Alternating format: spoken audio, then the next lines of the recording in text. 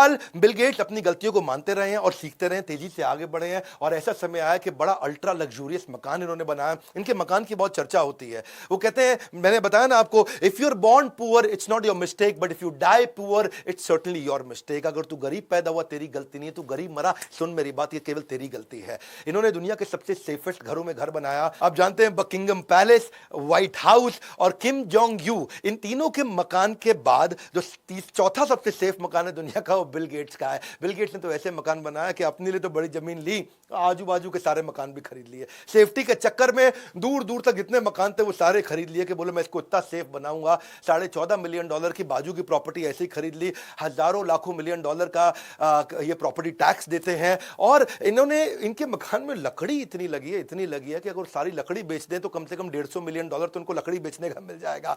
अपने सारे विजिटर्स जो भी इनके मकान में आते हैं उसके साथ में एक माइक्रोचिप डाल देते हैं। वो माइक्रोचिप से ट्रैक कर सकते हैं अंदर ही अंदर कि वो मेरे मकान में घुस के कहाँ कहाँ जा रहा है, उसकी सारी मूवमेंट को ट्रैक कर सकते हैं।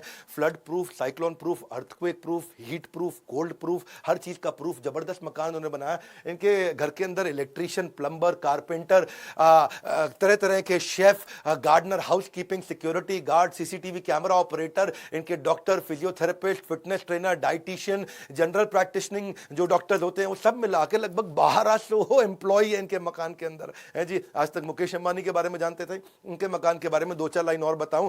पेड़ों को पानी देने के लिए सब कुछ ऑटोमेट कर दिया है। इलेक्ट्रॉनिकली सारे पेड़ों को मॉनिटर किया जाता है। जो भी सूख गया उसको पानी अपने आप मिल जाता है। अंदर चॉकलेट और आइसक्रीम के लिए तो अलग ही कमरे बना दिए हैं। हर कमरे के साथ में किचन जरूर रखते हैं।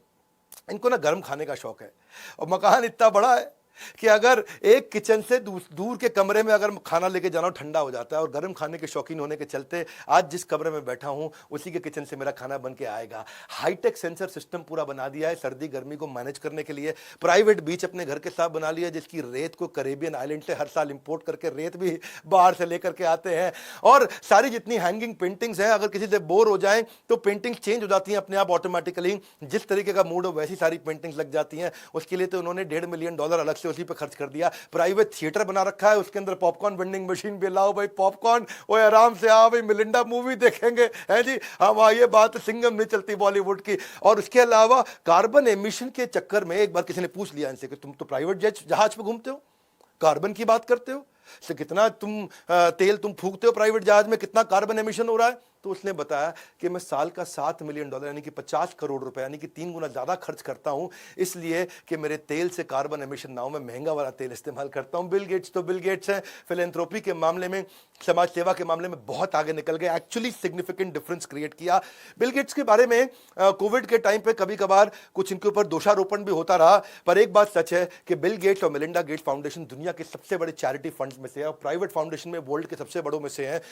2000 में उन्होंने बनाया था। $1 बिलियन हर साल खर्च कर देते हैं गरीबी पे, भूखमरी पे, बीमारियों पे और एजुकेशन पे। माइक्रोसॉफ्ट जो है ये हर साल एक बिड भी लॉन्च करता है कि कौन इस फाउंडेशन को सबसे ज्यादा दान देगा।